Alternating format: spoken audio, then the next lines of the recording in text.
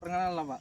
Hah? Dari perkenalan. Ya, Pak, saya Andika Pak. Mau izin untuk video wawancara apa Pak? iya. Tugas kuliah UT. Saya di Samarinda, jurusan agribisnis pertanian. Ini ada beberapa pertanyaan yang mau saya tanyakan ke Bapak.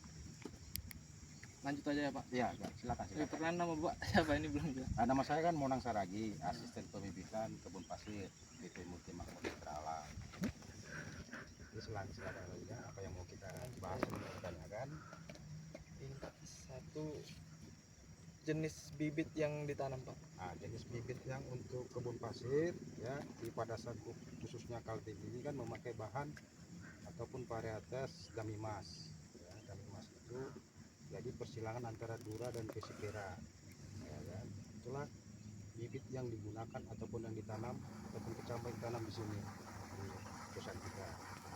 Nah, habis itu langkah-langkahnya itu pertama kita harus siapkan dulu arealnya, area lahannya untuk penanaman kecambah tadi, yaitu PN namanya kan. PN itu pre-nursery atau pembibitan ini awal ya, pre ya, pembibitan awal. Jadi siapkan areal. Nah, kemudian kita bersihkan arealnya dari segala macam gulma ya kan. Nah, jadi pembersihan ini bisa menggunakan kemis atau kemis lah, kimia ataupun manual ya kan. Nah, bahannya bisa paraquat, bisa herbisida ya kan. Nah, jadi kalau paraquat itu sifatnya kota, herbisida itu herbisida itu ada dua, paraquat dan glifosat tadi ya. Paraquat sifatnya kota, glifosat sifatnya sistemik ya, dia langsung merusak sistem jaringan pada bima tersebut. Jadi habis itu kita semprot dengan kemis, kemudian kita siapkan tanah topsoil. Topsoil itu lapisan tanah terluar atau atas gitu kan. Nah, untuk tempat penanaman kecambah tadi, nah dengan menggunakan baby bag atau polybag kecil. Ukuran polybag ini saya rasa tergantung kita, nah, ya kan, berapa ukurannya. Itu ada macam-macam ya, itu bisa saja dilihat di apalah, di brosur ataupun di internet bisa ya kan. Nanti ada contohnya di PN lah, bisa dilihat. Jadi tanah itu kita isi topsoil tadi di baby bag tadi penuh ya, penuh. Kemudian itu setelah kita siapkan tanah di baby bag itu, kemudian kita siapkan ini bedengan. Nah, bedengan ini panjangnya bedengan itu kan 1 meter sampai 1,3 atau sampai 1,5 meter. Itu tergantung dari polybag tadi besarnya tadi. Nah, biasanya rata-rata 1,3 panjangnya. Lebar 1,3, panjangnya ke sana tergantung jumlah yang mau kita susun di situ. Jadi dengan pakai lebar 1,3 meter kita susun, dia itu dapatnya 10 nanti. Barsnya satu bars itu 10 polybag. Kemudian kita susun panjangnya ke belakang sampai berapa dapatnya satu bedeng itu ya kan. Nah, untuk mempermudah perhitungan kita di situ, kita harus membatasi. Jadi kalau di sini 10 kali 10 kan 100. Nah, kita bikin skar pembatas. Jadi kita bisa pastikan jumlah kecambah ataupun bibit nanti di situ berapa sudah kita tahu. Jadi kalau panjangnya itu sampai isinya 2000 polybag, berarti kan 100 kan satu skat tuh, berarti 10 skat ya kan, 20 skat ya kan. 10 kali 210. Kalau 2000 berarti 10 kali berapa, 10 kali 20 ya, 100 kali 20 ya. Nah, itulah dia dengan skat. Nah, setelah itu kita siapkan bedengan dan media tanamnya, polybag tadi beserta isinya topsoil. Nah, jadi biasanya ya kan, topsoil ini setelah kita ini ada pencampurannya juga, pupuk itu namanya ropospat atau pupuk dasar ya kan. Dasar itu perbandingannya itu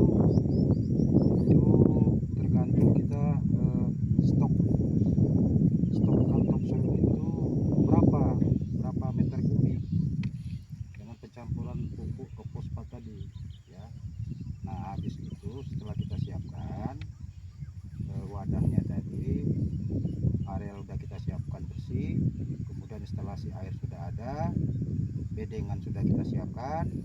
Nah, habis itu biasanya sebelum kita memulai penanaman, bedengan harus siap dulu sama namanya naungan.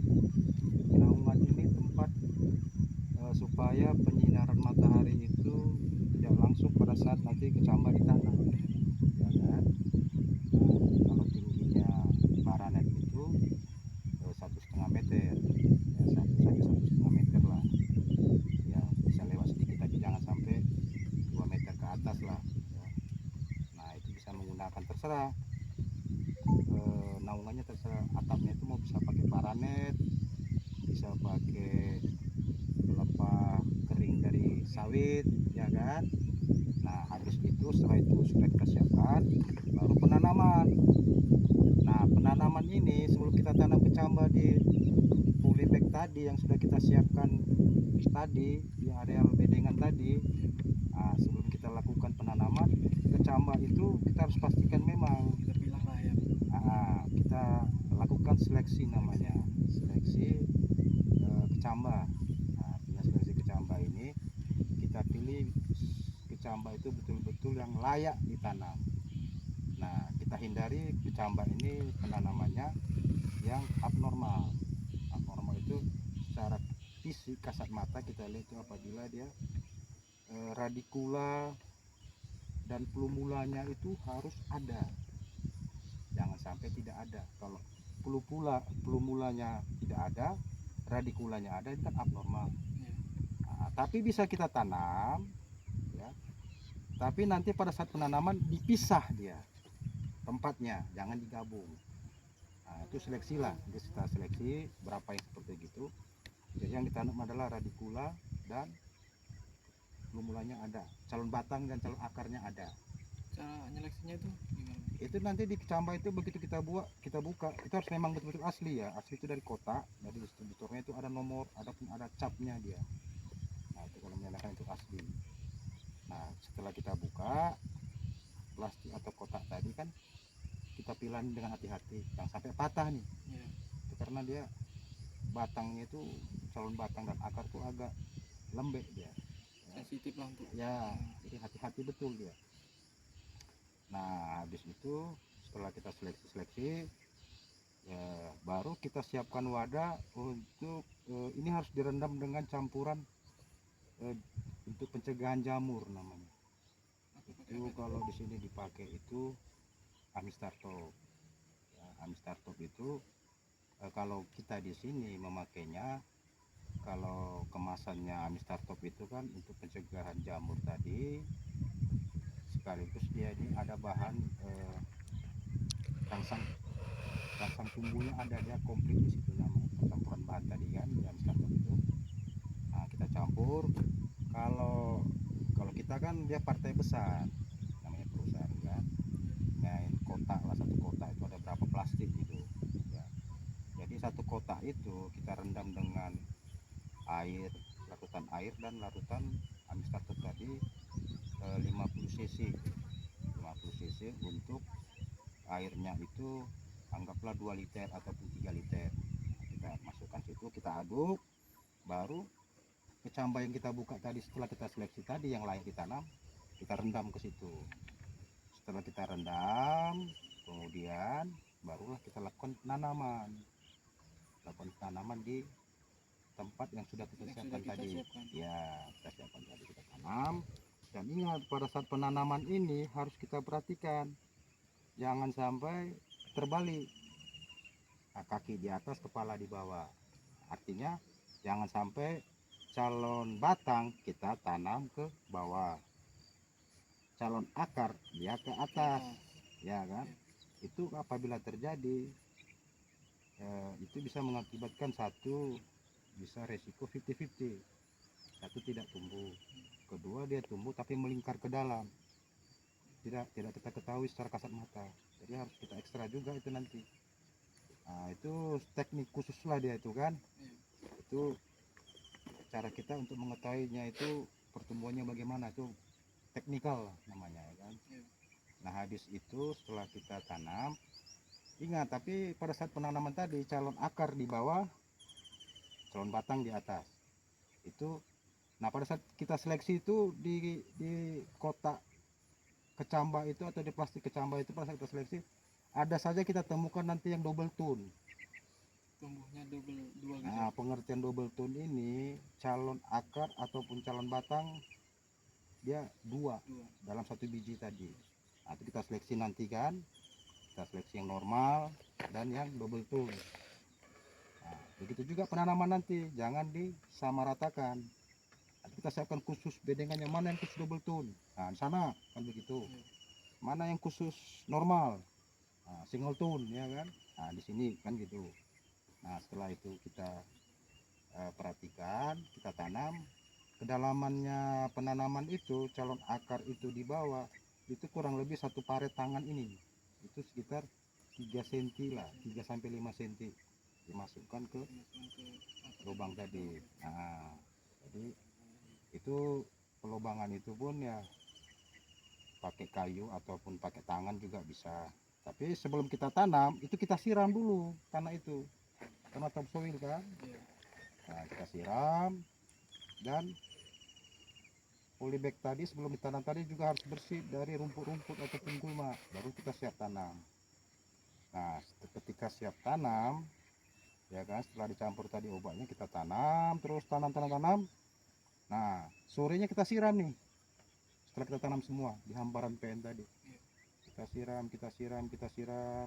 Tapi penyiramannya harus diatur ya, debit airnya, kekerasan air itu harus kita perhatikan ya, namanya kita mengurus anak bayi kan, Nggak boleh berlebihan dan nggak boleh ya harus sensitif lah. kekurangan lah gitu. Nah, bagaimana anak bayi waktu kita mandikan baru lahir kan, kamu kita tarik begini, nah, ini bahaya sekali itu. Jadi setelah itu kita perhatikan, kita tanam, pagi sore itu ditanam apa disiram ya, pagi kita siram. Nah, penyiraman itu sampai membasahi daripada isi dari setiap polybag ataupun baby bag tadi ya kan.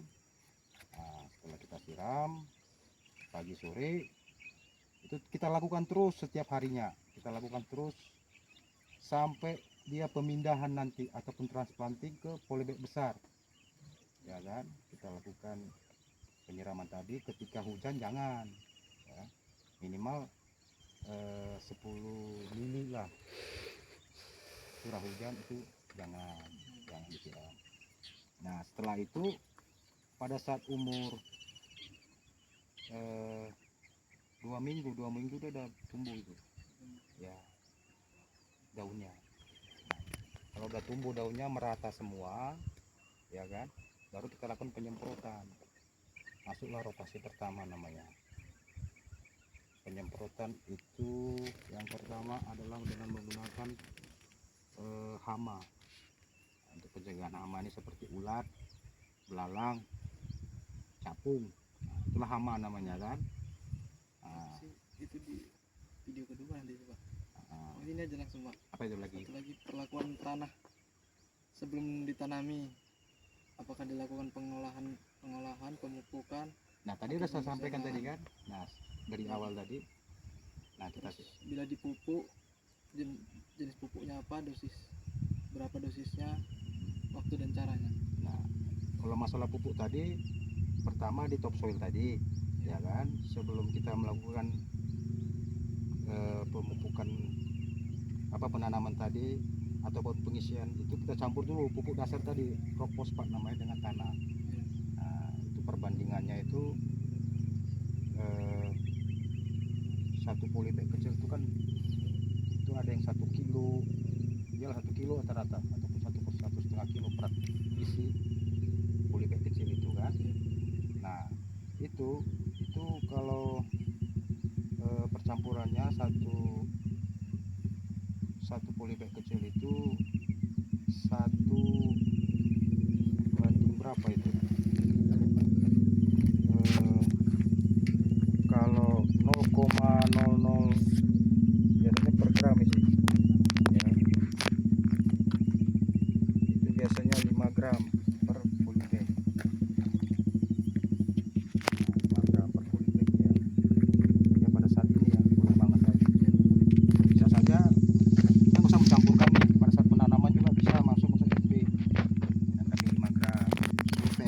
gram aja, 5 gram. Habis itu kita tanam, ya kan. Nah habis itu apalagi tadi pupuknya, Jenis pupuknya. jenis pupuk di PN ini, satu tadi pupuk dasar namanya Ropospat. Kedua aplikasi berikutnya itu setelah 1 bulan ya, setelah 1 bulan umur bibit ditanam baru kita masuk rotasi pertama namanya NPK 15.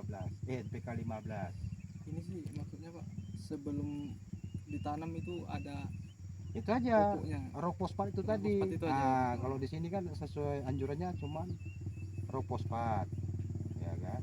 Nah itu aja sebelum ditanam. Itu ada entah berapa persen pupuk, berapa persen tanahnya gitu Pak. Ya maka tadi Kira-kira. kan 1 banding berapa, makanya saya bilang kalau tanahnya itu dia kan 1 kilo nih. Ya. Nah berarti pupuknya itu anggaplah 5% dari Sini. 5% lah, 5% kan sedikit aja itu pupuknya, gramnya itu. Itu apanya, tanah dulu baru dikasih pupuk gitu. Nah makanya saya bilang Atau dicampur? kalau sekali skala besar kita kan siapkan nih wadah topsoil, anggaplah 1 DT ini, 1 DT itu mungkin 3 meter kubik atau 3 ton. 1 meter kubik kan 1 ton, ya kan? 3 meter kubik. Nah tanahnya apanya ini pupuk tadi bisa aja kita buat RP tadi berapa kilo ke situ untuk mewakili 1 ton tadi. Ada juga pada saat kita mau nanam langsung dikasih RP pun bisa ya. Kalau di sini Kalau saya sistemnya pengaplikasiannya itu pakai teknik sendiri saya, dia sistem kocor. Jadi pada saat saya tanam dulu nih, karena kan kita ini dikejar nih, dikejar dengan terbatasnya waktu dan tenaga, ya kan. Nah intinya tetap kita harus bertanggung jawab supaya bibit itu layak tumbuhnya bagaimana. Nah, kita harus memang hati-hati. Jadi saya itu sistem kocornya 1 drum itu kan 2 liter tuh, ya, 2 liter. Jadi kita masukkan ke situ, ke drum itu untuk 200 liter itu 500 gram atau setengah kilo, ya kan. Nah itu setelah kita tanam ya. Nah kita masukkan 500 gram sesuai apa, tapi kalau normalnya itu minimal 500 gram sampai 700 gram sih RP. Nah terus habis itu kita campur dengan larutan air, baru kita siram, ya kan RP Ropospat kan sistem kocor dia namanya. Baru kita siram nih pakai gembor. Siramnya itu setiap polybag kecil itu harus basah ya, basahnya jenuh kan, dia meresap. Nah itu kita lakukan 1 kali aja. Nah 1 kali setelah penanaman, baru setelah 1 bulan berikutnya barulah masuk pupuk